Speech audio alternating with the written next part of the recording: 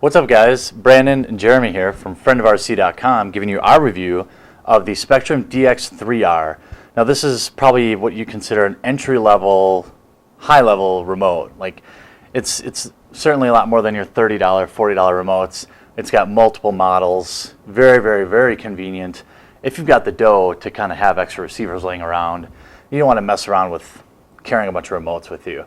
So like normally if this was an RC, I'd take off the lid, but there's nothing to take off, so I'll let Brandon jump in with the technical. Well, like you said, this is kind of their highest end system. Really what you're paying for here is versatility. How many features does it have? How big is the screen? How many models can it carry? This being the highest end, I think you get 30 models to store in here, so it kind of gives you an idea. I mean, we ended up using, almost all of them here at RC Nightmare and Friend of RC. Because we have so many. And different switches. I mean, if you got your raw crawler, you might have to do different mixing functions. Maybe you want to turn lights on and off. If you got nitros and you need reverse, this has all those extra features you need to make sure that you can fine tune them to the aftermarket radio, not just, a bang bang all or nothing type setup that you get with some of the other radios. Yeah, and given my limited RC historical knowledge, this is something I do have quite a bit of experience with.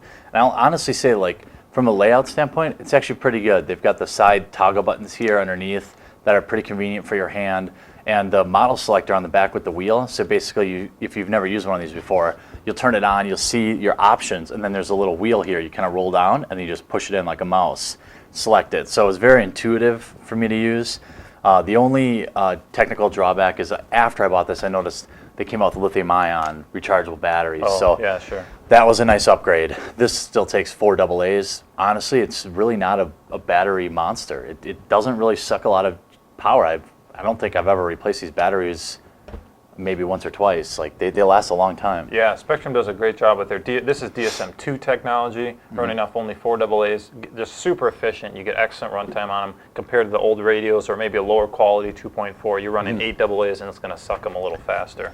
I'm going to kind of go off what you said. The biggest thing, you'll see a lot of racers use these, and really there's a reason, not just because it's brand loyalty, and they're ergonomic. They feel extremely comfortable in your hand. They're very light, very small. A nice little feature that a lot of people overlook is the ability to set it down like that. You might say, oh, I don't care about that, but you look at any other radio out there, they're top heavy, they're tipsy, and leaving them up, let's say you got your antenna up, you got the option for destroying your piece if it falls over, it gets knocked. So being able to set it down for me is just a huge convenience. It lays down properly and sturdy. And when you're investing, $300 plus in a radio, that's a feature you tend to overlook, but you actually use quite a bit.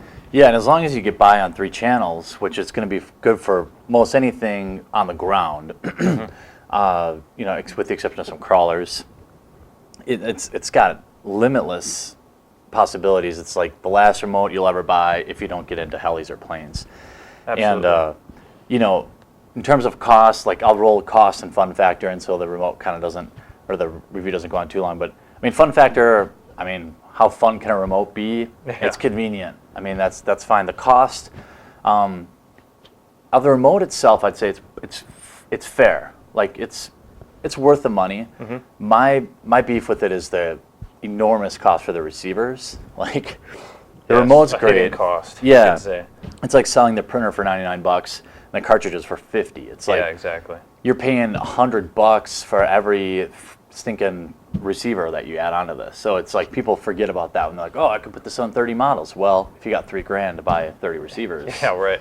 And hopefully we see that cost come down a little bit, which you've seen a little bit in the past. But yeah, it's still kind of outrageous when you compare it to the old systems, non-2.4. Yeah, you definitely spend quite a bit, especially for the DSM-2 race receivers. I know that if you go to some of the older DSM, the original DSM, not 2, the receivers get down to $50. Yeah. It's still not super cheap, but you're getting cheaper.